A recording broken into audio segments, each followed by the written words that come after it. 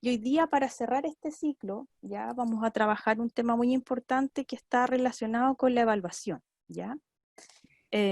Vamos a trabajar el decreto 67, bueno, ahí Armando les va a ir comentando detalles y, por cierto, todos los aspectos teóricos del decreto, y también algunas claves de cómo poder integrar algunos de esos conceptos en la realidad actual, ya que si antes era un desafío, como un cambio de enfoque, ahora con esta situación es más desafío aún. Así es que con Armando, que va a ser el expositor, quien nos va hoy día a relatar, ¿cierto?, su experiencia y algunos conceptos más teóricos de lo que es el decreto, ¿cierto?, y su enfoque y su metodología. Vamos a poder ir revisando cada uno de estos conceptos en conjunto, ¿ya? Y al cierre, como al igual que la semana anterior, vamos a dejar, bueno, está el chat abajo para que nos vayan haciendo sus preguntas, para que al cierre las podamos ir comentando con Armando. Así es que bueno, eso, muchas gracias por la confianza y el interés de estar en esta charla, y los dejo con Armando para que ya empecemos a revisar nuestro tema de hoy. Bien, gracias Paula por la presentación. Saludo a todos y a todas. Agradecer esta invitación para compartir este tema que es enormemente relevante dado el momento en que estamos viviendo. Ya, en ese sentido, decir inicialmente que la presentación va a ir en la línea de hacer una bajada al escenario que se vive hoy en día. ¿Ya? Y en ese sentido vamos a ver algunos elementos que, de acuerdo a lo que yo he podido hablar con diferentes escuelas, es necesario relevar en el proceso de implementación. Y además vamos a ir viendo algunos ciertos nudos críticos relacionados con la relevancia que tiene esta normativa. En ese sentido, yo quisiera decir inicialmente que la política de fortalecimiento de la evaluación en aula es una política que se enmarca en una política educativa que ha tenido mucho movimiento en los últimos 5 años, 5, 8 años aproximadamente. Y lo que yo quisiera decir inicialmente es que la lógica que se ha ido implementando en estos últimos años, en el fondo busca llegar directamente a la sala de clases. En la política educativa de hace 15 o 25 años era mirada desde mucha distancia en relación a lo que efectivamente sucedía en la sala de clases. Hoy, en cambio, ese escenario es sumamente distinto. Y en el marco de la normativa asociada a este decreto, sin duda, yo diría que es la primera vez que la política educativa se mete directamente en un proceso absolutamente relevante respecto de lo que ocurre en la sala de clases, que es la evaluación. Y en ese sentido, yo quisiera, digamos, enmarcar esta discusión en atención al hecho de que resulta, digamos, interesante saber que esto implica una mirada distinta de lo que se venía haciendo en evaluación respecto de lo que venía sucediendo hace años atrás. ¿Ya? Yo diría que el enfoque asociado a evaluación en este escenario es distinto, y eso obliga a que se vuelva un desafío su implementación. Y aún más si ese desafío lo enmarcamos en el escenario que vivimos actualmente. Ya, entonces, en este sentido, ustedes ven en la fila de arriba las leyes macro, que son las que han tenido un mayor impacto en la política en los últimos años, y en la fila de abajo nosotros vemos que están los principales desafíos de la normativa que inciden en la labor de los docentes en la sala de clases. En ese sentido, acá vemos el decreto 8.3, el decreto de, digamos, de articulación, y obviamente el decreto 67, que se suma a la implementación, además, de estas nuevas, digamos, de estas nuevas bases curriculares. ¿Ya? Entonces, sin duda, son desafíos altamente relevantes, y que además nos hacen ver que en la fila del medio está la normativa asociada al desarrollo de la profesión docente, y en ese marco, desde mi punto de vista, es una señal que hace de forma explícita que los docentes se involucren en este proceso. Y además es necesario recordar que estamos en el marco de un currículum, digamos, que es ajustado, que está hecho en un escenario en que las clases presenciales están suspendidas, y eso tiene directa incidencia respecto de los procesos de evaluación que llevamos a cabo en las salas de clases. En ese sentido, sin duda, es un desafío abordar este tema, y en ese escenario me gustaría hacer, digamos, una reflexión con ustedes orientada a enfocar la reflexión respecto de este decreto en dos direcciones. Una dirección que tiene una mirada más pedagógica respecto de los desafíos de instalar diferentes estrategias de evaluación, y por otro lado, digamos, una segunda línea de desafíos relacionados a implementar acciones que inciden normativamente en la relación que los establecimientos tienen respecto de sus procesos de evaluación.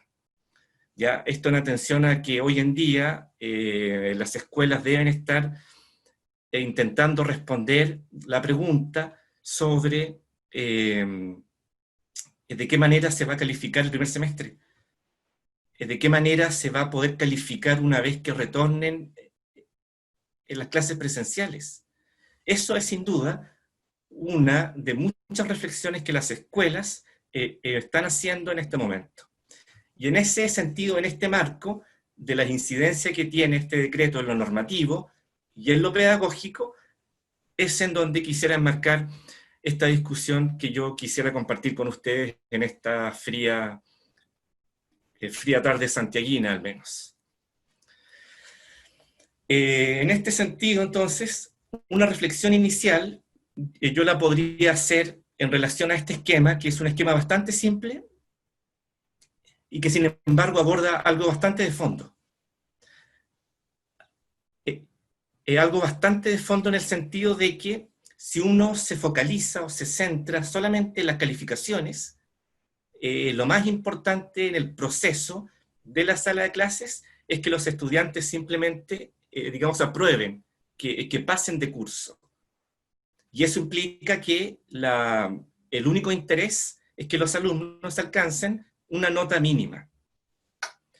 Sin embargo, lo que se quiere instalar, o aquello que se quiere intencionar atrás de este decreto, en esta interpretación que yo he podido hacer durante este tiempo con diferentes escuelas de distintas regiones, igual que ustedes, ¿qué es lo que se quiere hacer, o el foco debe estar puesto ahora en los objetivos de aprendizaje? Y en ese sentido, el foco debe ir más allá de una mera calificación, y nos debemos enfocar en que los estudiantes deben aprender. Y ahí lo importante es hacer un giro o intencionar que las prácticas pedagógicas y de retroalimentación de los profesores estén, digamos, focalizadas en lograr aprendizajes, ¿ya? Y esto obviamente incide en los focos que están señalados en el decreto, que es darle mayor énfasis a lo formativo y, en cierto sentido, fortalecer lo sumativo en un ámbito, en un plan de ver la evaluación como un proceso que articula lo sumativo y lo formativo. Desde mi punto de vista, no hay que diferenciar estos dos, digamos, estos dos componentes, sino que es necesario que estén articulados. Y en ese sentido, vamos a ir viendo después, en un ratito más, algunas ideas orientadas a reforzar esta articulación en el marco de este concepto, que no basta que se apruebe, sino que es importante aprender, ¿ya? Y eso obliga a que aquí es necesario repensar dos cosas. Repensar lo que es el diseño de nuestros instrumentos de evaluación en este escenario, repensar la forma en que retroalimentamos esos procesos, y por otro lado, es necesario que se piense el rol que tiene la evaluación en el proceso de enseñanza-aprendizaje. Ya si uno piensa, si uno reflexiona sobre lo que es una gestión curricular, yo creo que la reflexión sobre gestión curricular se cierra el círculo si incorporamos aspectos vinculados a evaluación. Y ahí es importante empezar a hablar no solo de una gestión curricular, sino que también de una gestión evaluativa. ¿Mm? Y en ese sentido es importante enmarcar la reflexión que yo estoy compartiendo con ustedes en este momento. Desde ese punto de vista, resulta adecuado reflexionar sobre estos conceptos que ustedes ven acá, que a mi juicio son altamente relevantes en la discusión de la implementación de este decreto. Y especialmente yo diría que la atención debería estar en relación al concepto que vemos acá al centro, lo que es el progreso del aprendizaje. ¿Y debido a qué razón yo considero que este es un concepto fundamental? A que esto lo que hace es intencionar la reflexión sobre que las comunidades docentes logren identificar el momento inicial en donde están los estudiantes, ¿ya? Esto significa que la reflexión se debe intencionar en relación a que ahora la evaluación diagnóstica en el ciclo de evaluación que se aplica a los estudiantes debería adquirir un rol mayor al que ha tenido históricamente, ¿ya? Esto que yo les comento, de la forma en que este concepto se releva en el marco de la implementación de la evaluación, se puede visualizar en el siguiente esquema que les voy a compartir.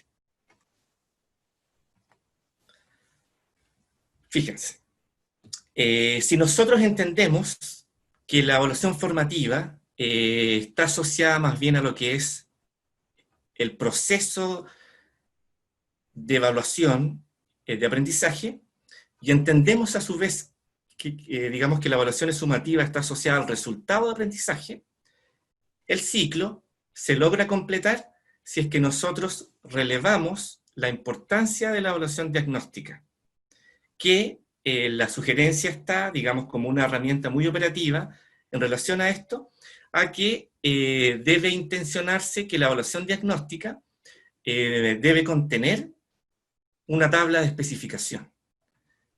Dado que, si lo hacemos de esta manera, nosotros vamos a reconocer en el momento inicial los OA que inicialmente los estudiantes manejan. Y en función de eso, me va a permitir hacer un seguimiento e ir identificando la trayectoria de los estudiantes. Esto en atención a que el seguimiento, que viene muy definido en el artículo 11 del decreto 67, adquiere una gran importancia según lo que vamos a ver en un ratito más.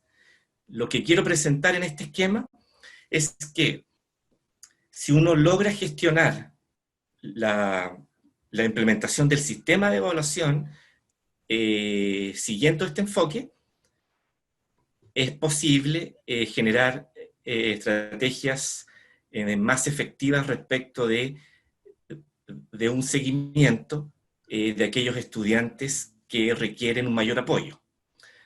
Esto último en atención a que, en relación a la reflexión del artículo 11 del decreto 67, que es el que establece con mayor énfasis la idea de un seguimiento sistemático,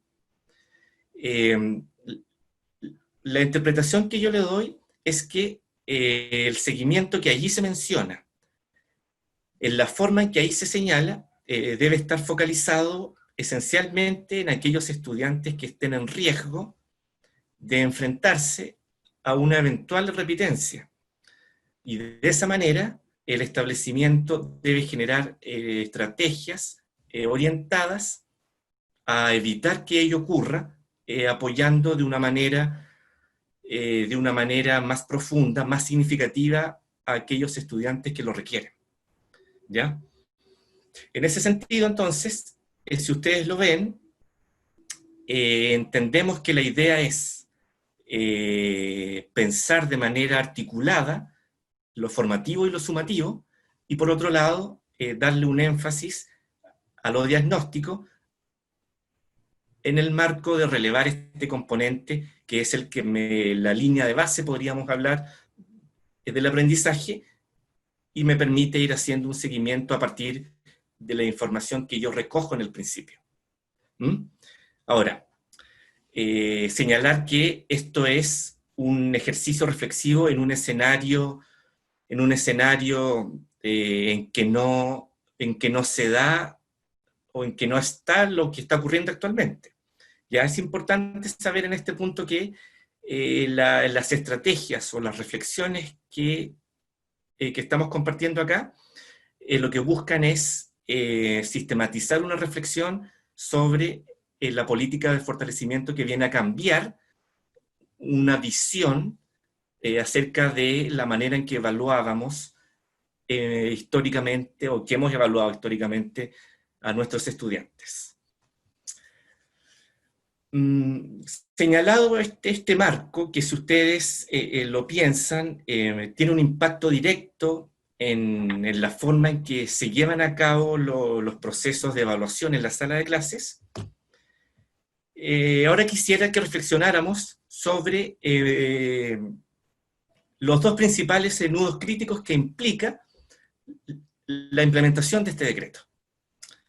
Desde ese punto de vista, al hacer una lectura de los desafíos que implica la implementación de esta normativa, y como lo he venido comentando, uno puede identificar lo que es el artículo 11, que después me gustaría desglosarlo, y en función de eso compartir con ustedes algunas prácticas orientadas a desarrollar esa parte que es un componente muy relevante en la discusión, y después una segunda reflexión respecto del artículo 18, que es el que tiene directa vinculación a la actualización del reglamento de evaluación, y ahí en ese punto identificar algunas áreas que tienen directa incidencia en la práctica evaluativa de los profesores.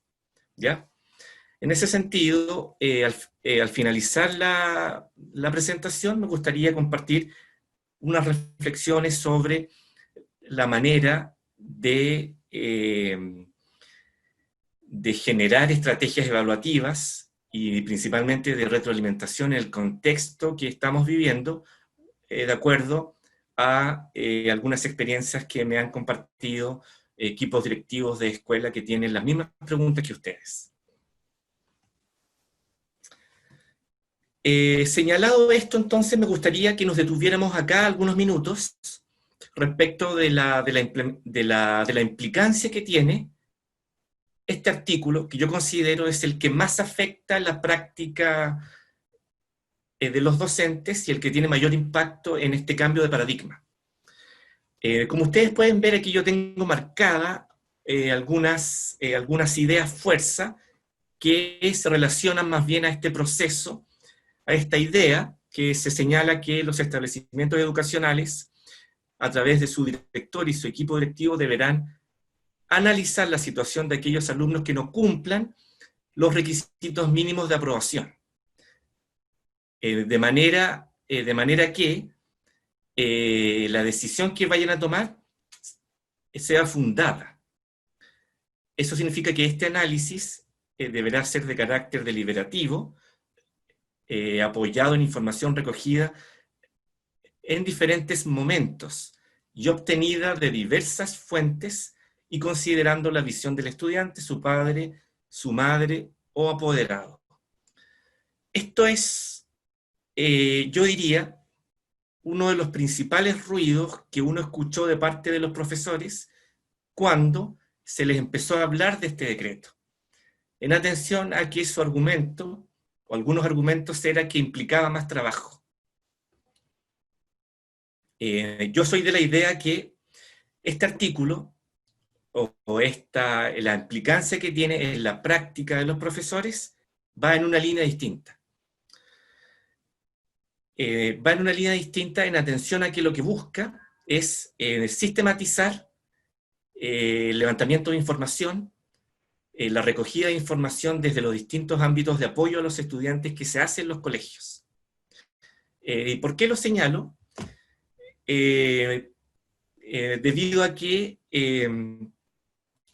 al momento en que uno visualiza la segunda parte de este artículo, que es el artículo 11, donde se pide explícitamente que este proceso de decisión se oriente a la elaboración de un informe, el que debe considerar diferentes aspectos, no solo aspectos pedagógicos, de rendimiento, sino que también aspectos socioemocionales.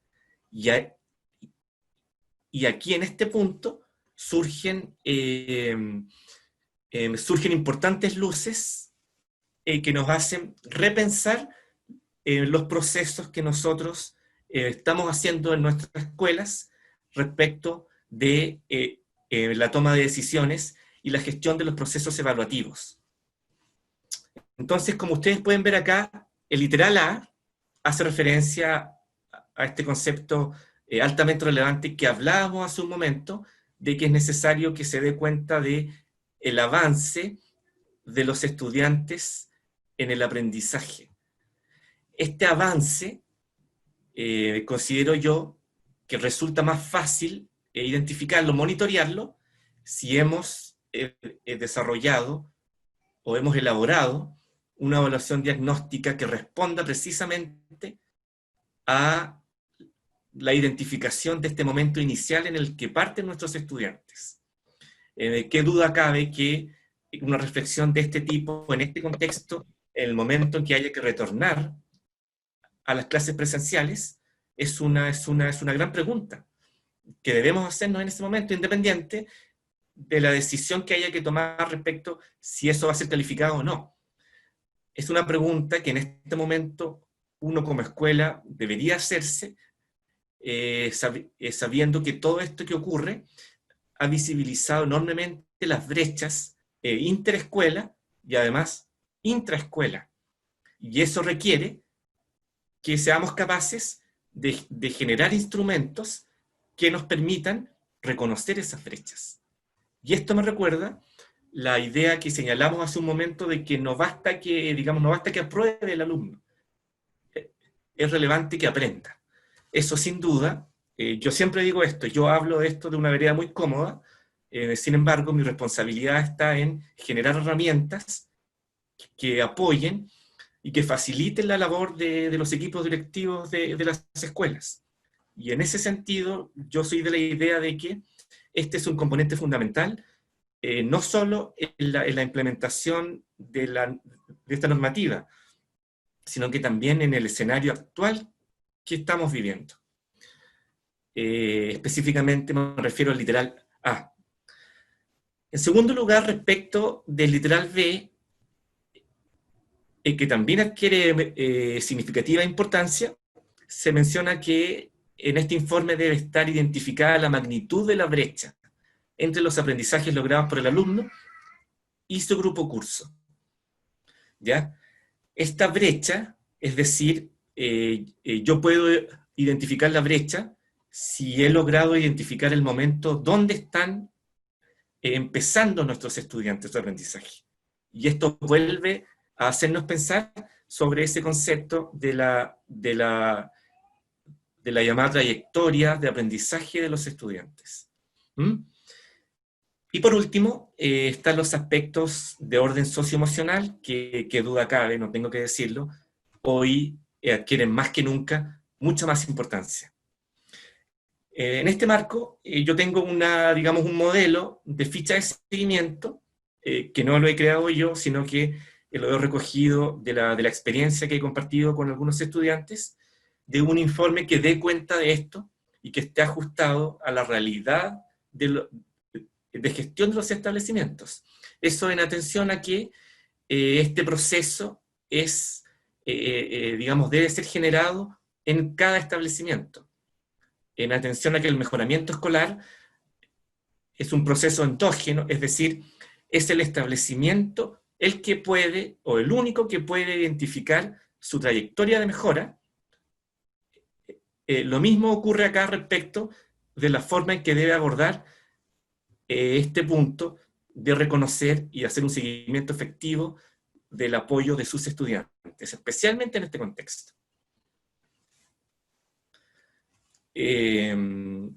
Luego de esto, que he querido, digamos, intentar evidenciar la importancia que adquiere el seguimiento en este contexto, surge otro elemento igualmente relevante en esta discusión, que es la articulación de la gestión curricular y la gestión evaluativa, que debería pasar a ser una dimensión más en los estándares, por ejemplo. En ese sentido, acá vemos entonces algunos aspectos relacionados con la mirada nueva sobre lo que es evaluar, y como ustedes pueden ver acá aparecen varias ideas fuerza. Una de ellas, que se repite, es el proceso de entregar retroalimentación a los estudiantes. ¿Qué duda cabe que retroalimentar estudiantes en este contexto se vuelve doblemente difícil? Se vuelve doblemente desafiante. Unos podrían decir que retroalimentar al estudiante se podría hacer a través de un correo electrónico, de retroalimentar a través de un dispositivo digital. Sin embargo, las cifras que nos muestran que hay establecimientos en los que el 60% de sus estudiantes no tienen acceso a Internet. Sin embargo, la reflexión o la pregunta que uno debería intentar responder en este escenario debe pasar o debería ir direccionada en de qué manera en este contexto nosotros somos capaces de retroalimentar a nuestros estudiantes respecto de su aprendizaje. Hoy que azarosamente estoy esta semana haciendo un curso sobre Decreto 67 con equipos directivos de distintas regiones, me hablaba hoy día un equipo directivo, una dupla, de una escuela de la región de Aysén, de Coyhaique.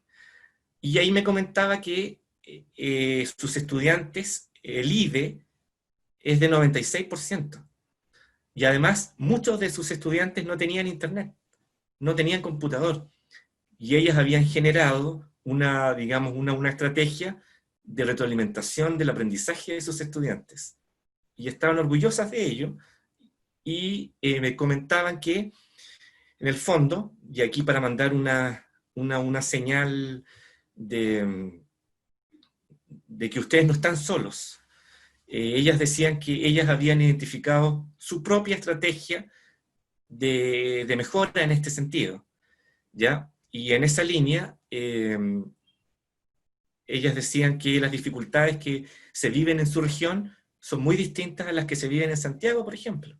Pero ellas lograron superar la barrera y pudieron ir generando estas estrategias, que específicamente, como vemos acá, hacen referencia a una retroalimentación efectiva respecto de estos procesos de evaluación, que hay que entenderlos, que deben ser en esta etapa formativos, no solo sumativos.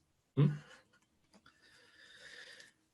En esta línea, entonces, nosotros podemos hablar de este concepto que yo les señalaba, que tiene que ver con pensar en lo que es la gestión pedagógica, que debería ser vista o debería ser desagregada entre una gestión curricular y una gestión evaluativa, en los términos que les he señalado, y a partir de eso, a través de la implementación de un sistema de seguimiento efectivo, de retroalimentación efectiva, uno puede desarrollar prácticas de liderazgo pedagógico efectivo, sobre los que toda la literatura apunta a que es una variable que hace la diferencia.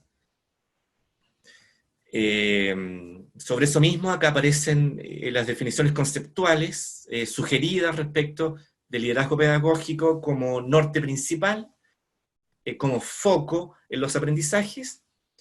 Luego vemos la definición de la gestión pedagógica, que es entendida como la gestión de los aprendizajes como en el marco de un proceso, y la idea de que esto debe estar desagregado entre lo curricular, en términos de lo que podríamos hablar actualmente, estos objetivos de aprendizaje esenciales, que no basta con definir la didáctica de implementación de estos OA esenciales en el marco de este currículum priorizado, sino que el ciclo se cierra cuando evaluamos esos OA esenciales.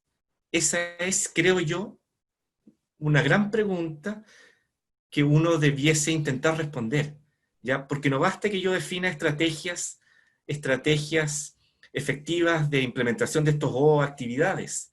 Lo relevante es la forma en que evalúo eso. Y cuando hablo de evaluar eso, no estoy pensando solamente en la calificación, sino que en este proceso de, digamos, integrador de lo sumativo y de lo formativo, en el giro este que nosotros queremos señalar. ¿Mm? A propósito de esto entonces, en el marco de los principales documentos que uno debiese tener, o las referencias principales en relación a esto, uno puede ver que las sugerencias o las recomendaciones respecto de la forma de llevar a cabo esto en la práctica, en una bajada ya más aterrizada de este proceso de articulación, uno lo podría ver a través de un ejemplo que uno podría sacar de la asignatura de lenguaje en primero medio, ¿ya?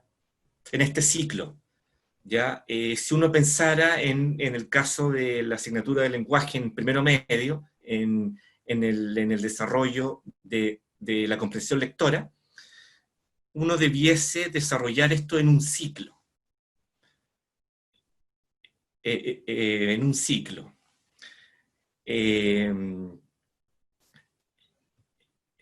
la idea de que entender lo formativo, lo sumativo y lo diagnóstico como un solo proceso, me gustaría que miráramos un ejemplo en relación a esto.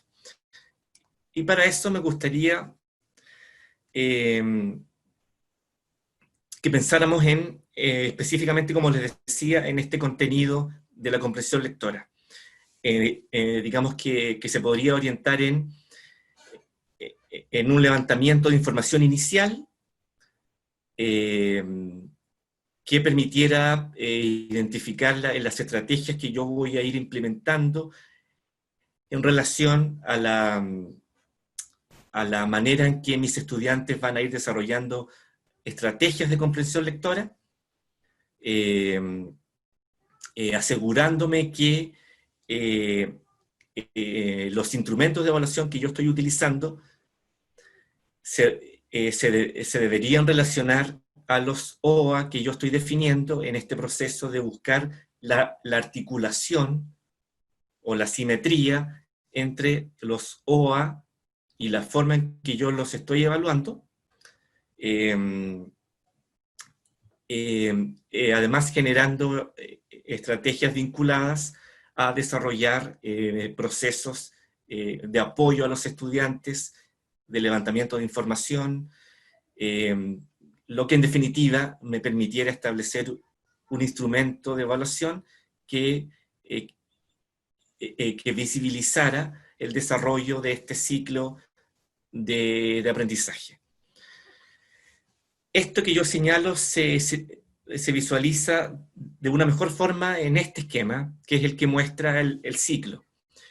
El hacia dónde vamos, uno tiene que pensarlo como relevar la evaluación diagnóstica, el dónde estamos se centra en lo formativo, recolectando evidencia, siendo capaz de interpretar esa evidencia, de reconocer estas brechas, y el último foco, de qué manera seguimos avanzando, es el que en el fondo me va a permitir, a través del diseño de instrumentos que me permitan recoger este proceso, es el que me va a permitir cerrar las brechas. ¿Mm? En este otro sentido, acá vemos un ciclo u otro esquema que es muy parecido a este, en el sentido de que eh, la, el ciclo de evaluación me permite ir en estas dos direcciones, en lo formativo y en lo sumativo, y acá vemos, digamos otra vez, este concepto que desde mi punto de vista es uno de los más relevantes en la discusión sobre el decreto 67, que es el que me permite ir midiendo el avance de mis estudiantes. ¿Mm?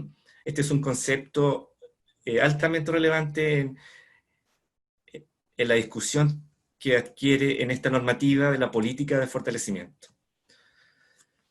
En este sentido, si ustedes quisieran seguir ahondando en la reflexión sobre instrumentos, digamos, más concretos sobre evaluación formativa, aquí yo tengo unos links que son bastante interesantes.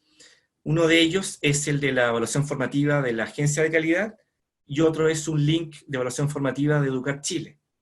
Son documentos que tienen estrategias bastante operativas y claras sobre la manera de llevar a cabo la evaluación formativa, que en este escenario hemos venido describiendo, se convierte en un aspecto sumamente importante. Y además está la política de fortalecimiento y las orientaciones que nos muestran la bajada que desde el nivel central se hace de esta política. La presentación se las vamos a entregar, y aquí están los links a fin de que ustedes sigan indagando en este importante tema de la evaluación formativa. ¿Mm?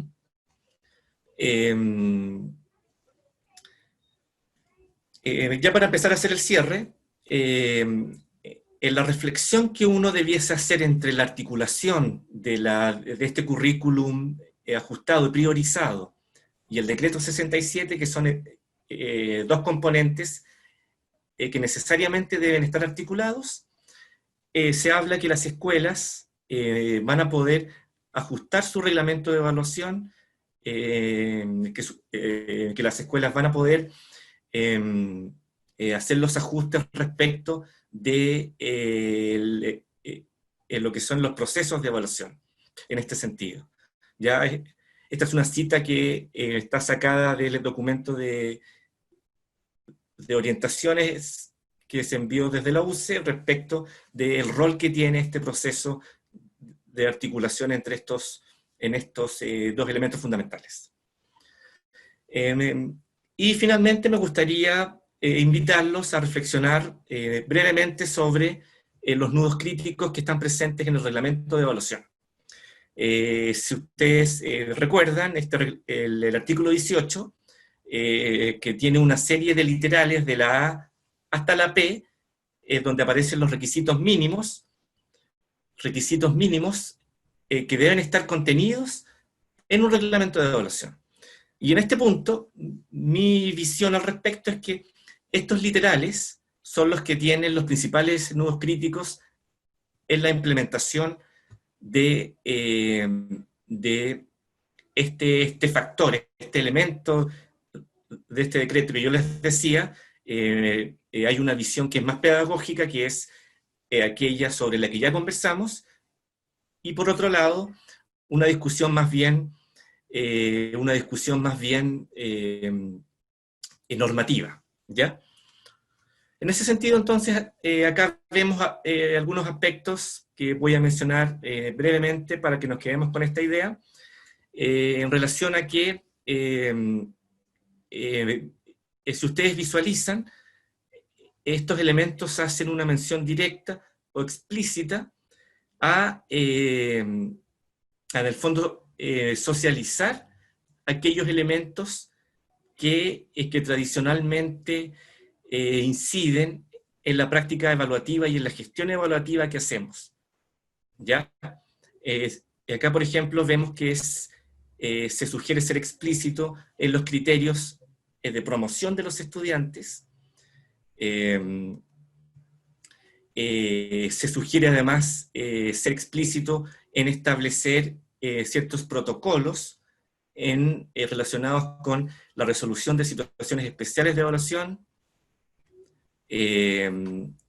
y desde mi punto de vista me quiero quedar con el literal N, que es el que yo considero más pedagógico de todos los que están contenidos en este artículo 18, y que es el que nuevamente hace mención a estos conceptos que están marcados, que es lo que es el proceso de evaluación, que está relacionado a lo formativo, el logro, que está relacionado con lo sumativo, y lo que es el progreso, que es el que está relacionado, con identificar esta trayectoria de los estudiantes a partir de un momento inicial. Este componente, particularmente el literal N, es el que se relaciona más con los aspectos pedagógicos de su implementación. Y finalmente, ya para cerrar, yo quisiera dejar acá algunas reflexiones sobre la necesidad de elaborar estos protocolos que nos permiten hacernos cargo así para hacerse cargo de situaciones que, particularmente ahora, cuando vamos a retornar a las clases presenciales, nos vamos a enfrentar a muchas situaciones que va a ser necesario abordar, resolver. Y ahí la elaboración de estos protocolos en este contexto, que hemos conversado brevemente, asume un papel muy importante, creo yo. ¿Ya? Yo he podido conversar con distintas escuelas que tienen modelos de estos protocolos, que yo también se los podría compartir, al igual que la ficha de seguimiento que releva y que sintetiza estos dos desafíos. Finalmente, quisiera hacer una reflexión final. Quisiera decirles que seguramente ustedes están haciéndose ahora muchas preguntas, sienten mucha incertidumbre, no tienen la claridad de lo que va a pasar ni ahora ni en 2021. Yo quisiera decirles al respecto que no están solos. En Chile hay 12.000 escuelas y todas se están haciendo las mismas preguntas que ustedes. Y en ese sentido, la recomendación es buscar instancias de trabajo colaborativo, de compartir experiencias, en atención a que la mejora en este contexto debe ser vista como un proceso colaborativo, no como un proceso individual.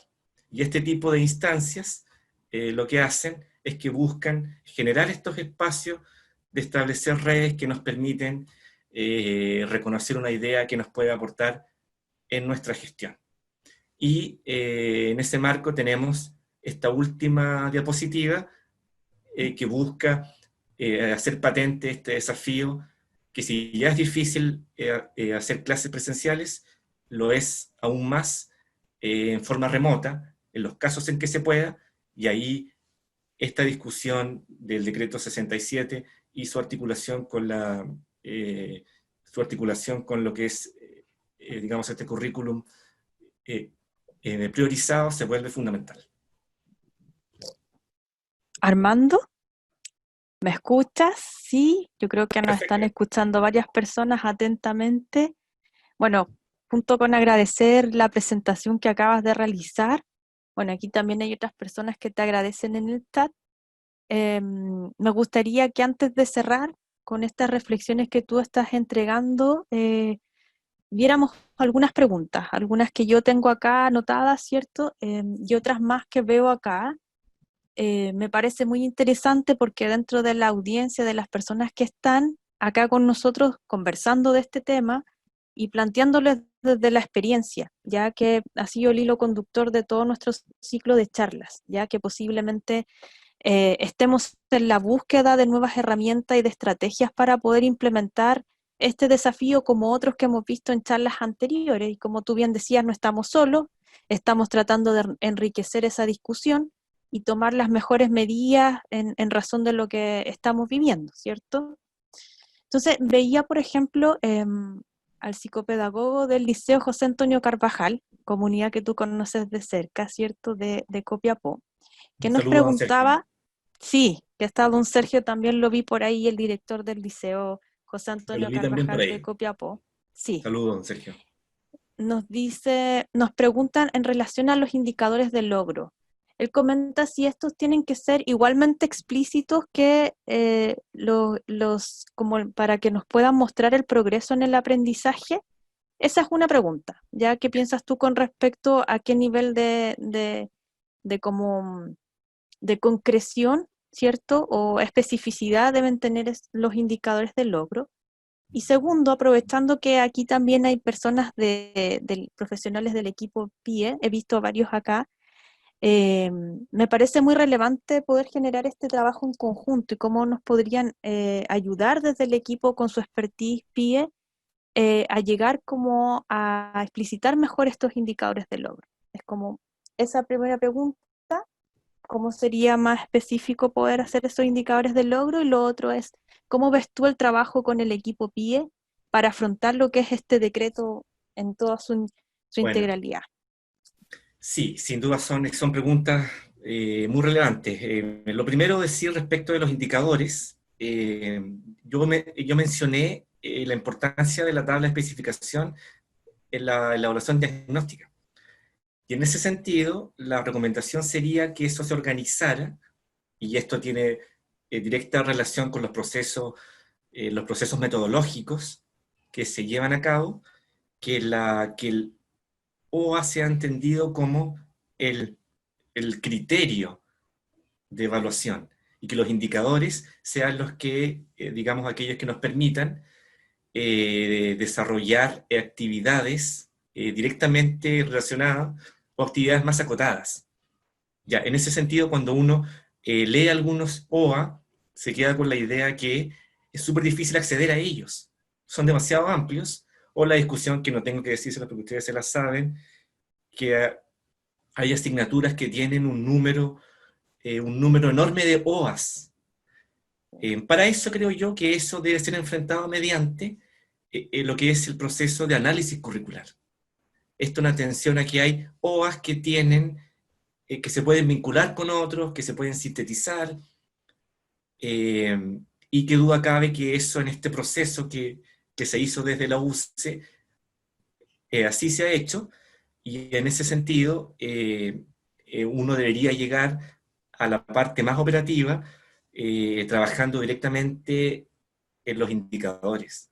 ¿Ya? En el fondo, si uno lo piensa, el OA sería como el fin último, y los indicadores son el medio que me va a permitir alcanzar el OA. Y como lo vemos, esto tiene directa incidencia, o nos debiera hacer pensar en el diseño de los instrumentos de evaluación que hacemos, que sean formativos y sumativos.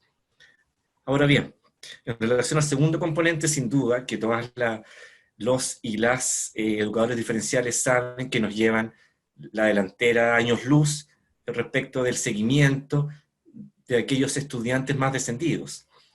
Todos los equipos PIE tienen una serie de instrumentos que permiten hacer seguimientos muy sostenidos de aquellos estudiantes que están en los PIE.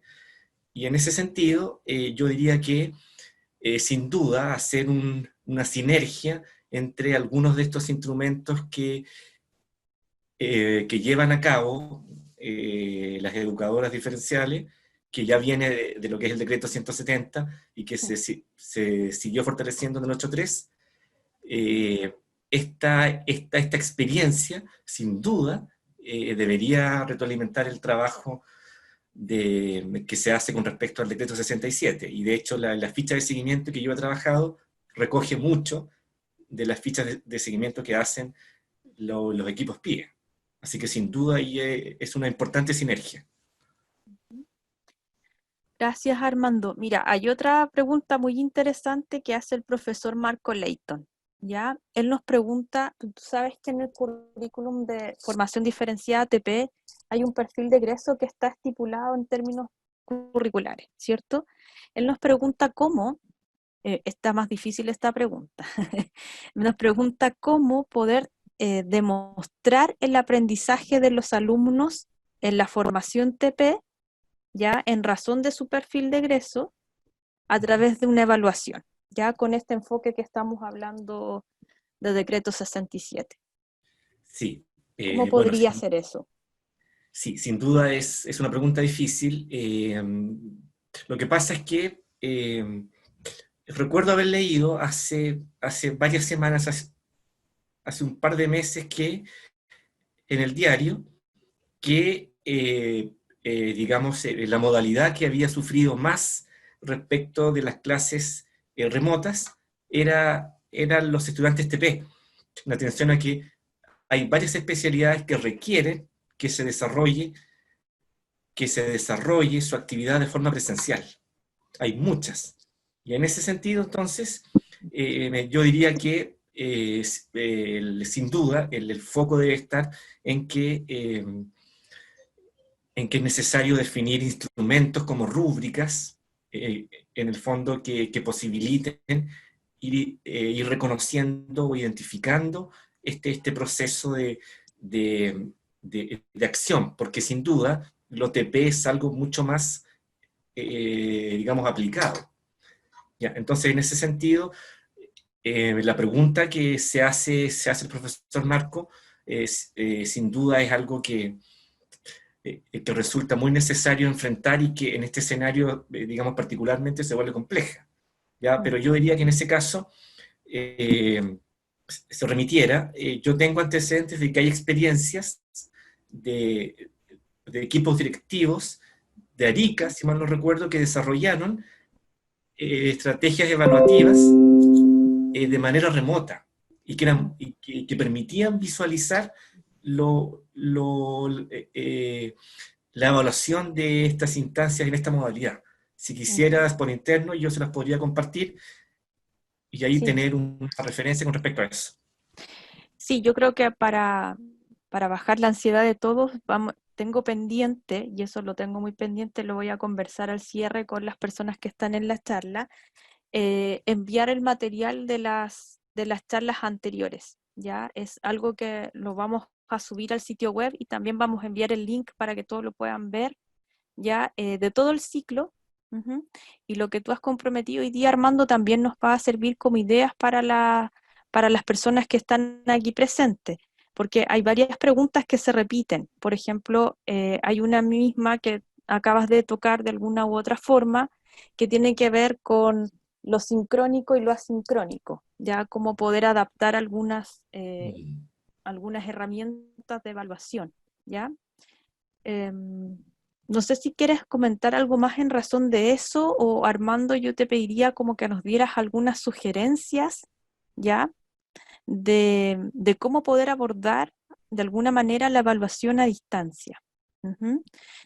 Yo, a lo largo de lo que tú relataste ahora en la presentación, me quedé con algunas palabras que son claves, como el progreso de aprendizaje, Correcto. ¿cierto? La retroalimentación.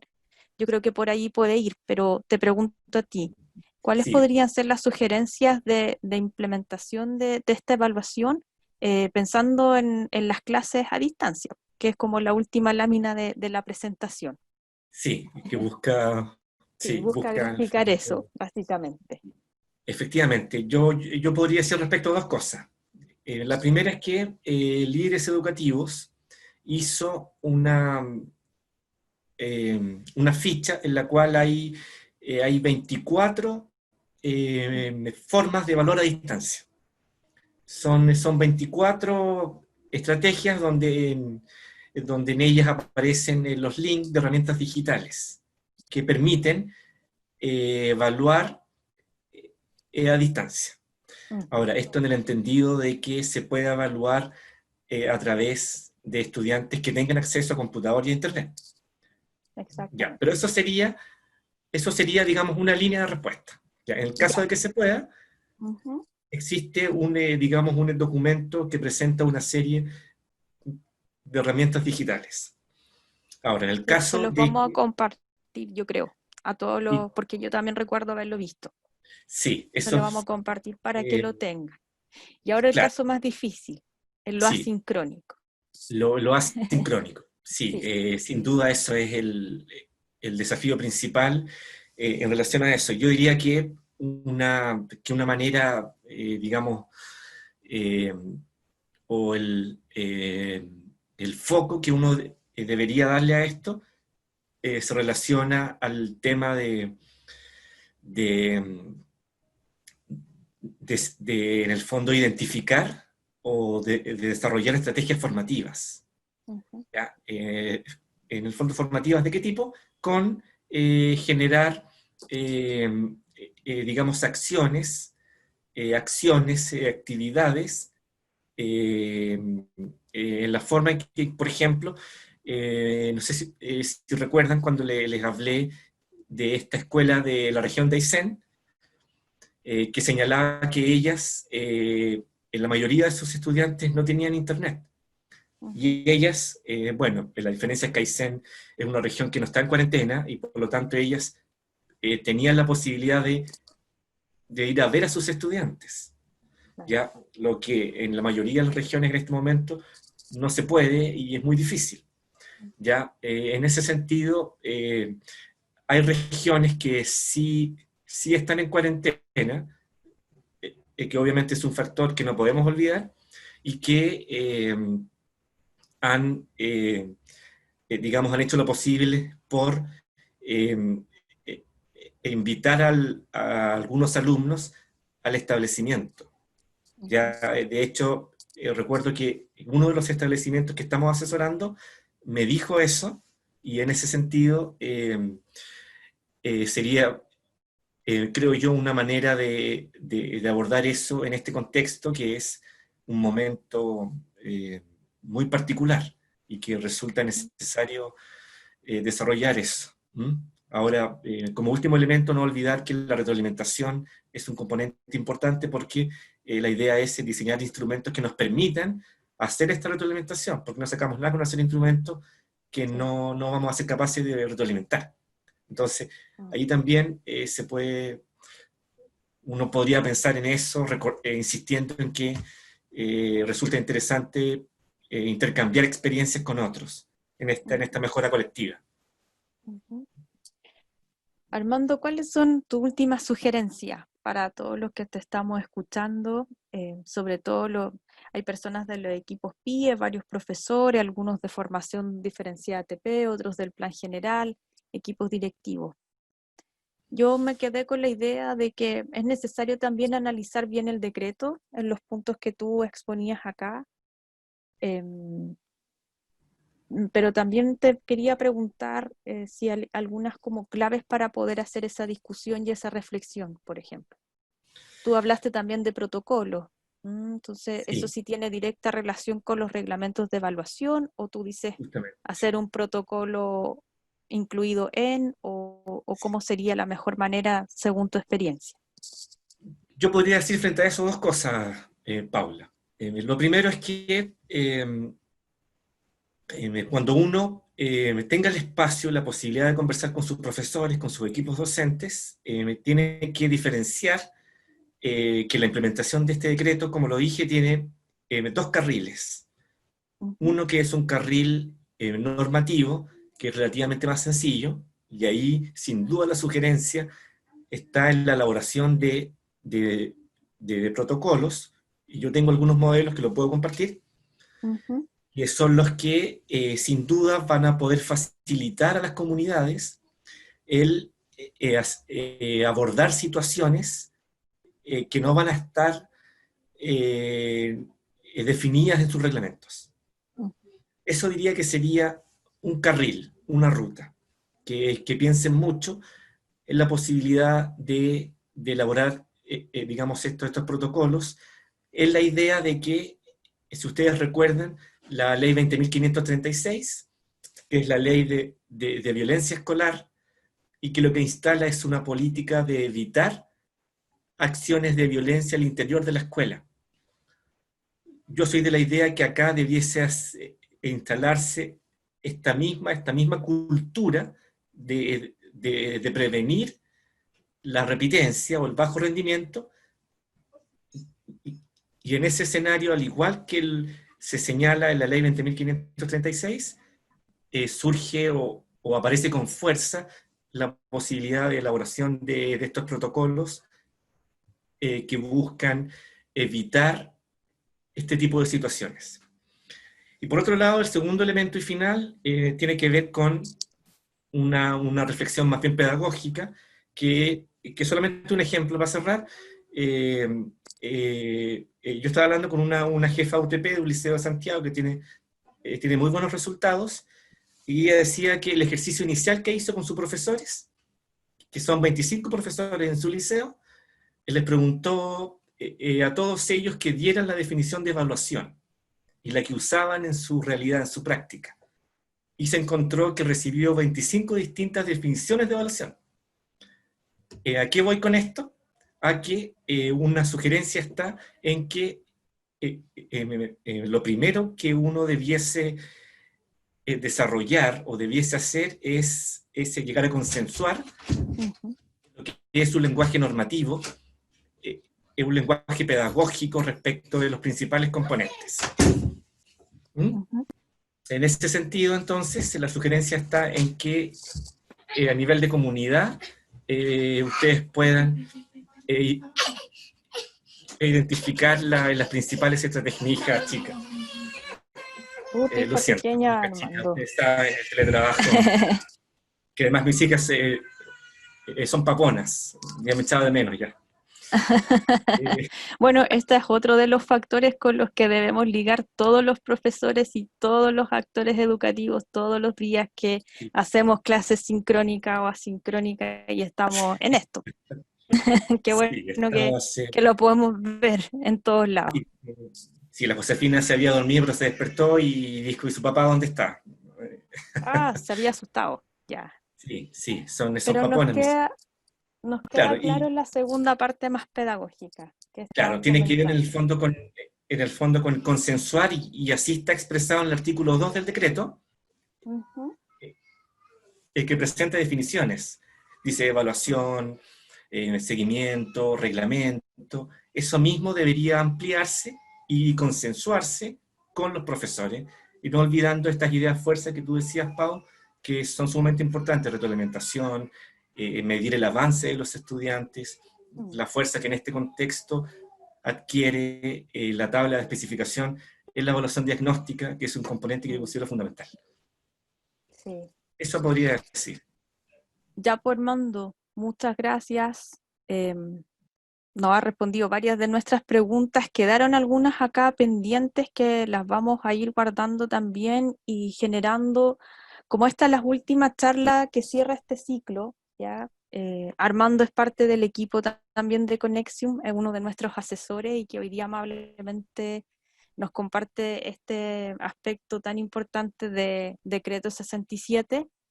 Me están preguntando por los materiales, ¿ya? Es algo que nosotros vamos a subir al sitio web de Conexium, ¿ya? Ya están los videos de las charlas anteriores, pero nos falta subir, bueno, obviamente la de hoy, la de la semana pasada también, vamos a subir las PPT y el material de apoyo de cada charla. Entiendo que ahora Armando nos va a mostrar algunos ejemplos de protocolo. Yo creo que eso es importante que las escuelas puedan verlos, ¿ya? Distintas experiencias, cómo han ido resolviendo, quedarnos también con esta idea de que podamos seguir reflexionando y discutiendo y consensuando, ¿cierto?, algunos aspectos que son centrales. También es muy importante que puedan participar en esta discusión pedagógica todos los equipos, no solamente eh, el cuerpo docente, ¿ya? Porque a veces, como leí ahí en un comentario, se carga mucho la responsabilidad sobre el profesor, pero también tenemos educadores diferenciales, tenemos psicopedagogos, ¿cierto? Psicólogos que están también muy involucrados en lo que es este aprendizaje de una forma integral. ¿Ya? Me llamó mucho la atención, por ejemplo, cuando integran lo socioemocional también. en la evaluación, ya que es algo que no debemos olvidar y que obviamente es la motivación para seguir aprendiendo, ¿ya? Entonces, esos materiales los vamos a ir subiendo al sitio web. De todas formas, nosotros ya tenemos sus contactos, tenemos sus correos electrónicos, entonces ahí también vamos a ir enviando algunos avisos del material que vamos subiendo y compartiendo con ustedes. Asimismo, bueno, como este ciclo de charlas se cierra hoy día, vamos a mantenernos en contacto con ustedes para levantar otras necesidades de temas que podamos ir abordando en el próximo ciclo de charlas, ¿ya? Así es que de todas maneras les vamos a hacer llegar esa información. Yo les quiero mandar las gracias a cada uno de ustedes que estuvieron en esta charla y en las anteriores también, o los que se integraron hoy día. Nosotros como equipo Conexium, como consultora, lo que queremos es acompañarlos en este proceso y también ir aprendiendo, ir registrando la experiencia de cada uno, que en el fondo se va retroalimentando, se va enriqueciendo en la medida que la vamos compartiendo y analizando en conjunto. Así que espero que haya sido provechoso para ustedes todos los temas que trabajamos, que haya sido un espacio de diálogo y de reflexión, que nos hayamos ido con algunas herramientas, pero también con varias preguntas para poder trabajar con nuestros equipos. Y eso, les mandamos mucho ánimo, harta fuerza, vamos a seguir en contacto. Así que un abrazo virtual a cada uno. Revisen nuestro sitio web eh, constantemente y nosotros vamos a estar también en contacto a través de sus correos electrónicos. Así es que eso, muchas gracias a todos. Veo acá que todos se están como despidiendo, Armando, no sé si lo puedes ver, hay algunos que nos han agradecido bastante. Eh, Quedaron algunas preguntas sin responder que también vamos a tratar, quizás Armando en otro momento, de escribir algunos tips que puedan ir ayudando a nuestra comunidad Conexión más amplia, ¿ya? Y Sin bueno, un duda. saludo a todas las escuelas que como tuviste nos acompañan de norte a sur, nos han acompañado en este ciclo. ¿Ya? Y quiero aprovechar de agradecer por último la confianza que han tenido en conectarse, estar con nosotros y también al equipo de Conexium en general que están todas las charlas, pero también quiero que sepan que ha sido un trabajo bien importante para nosotros, algunos de ustedes conocerlos incluso, así que eso les doy las gracias por esa oportunidad de poder conectarnos. Eso, muchas gracias. Así es que nos estamos viendo en las próximas charlas, en los próximos ciclos que vamos organizando. Que estén muy bien. Gracias a todos. Muchas gracias. Chao.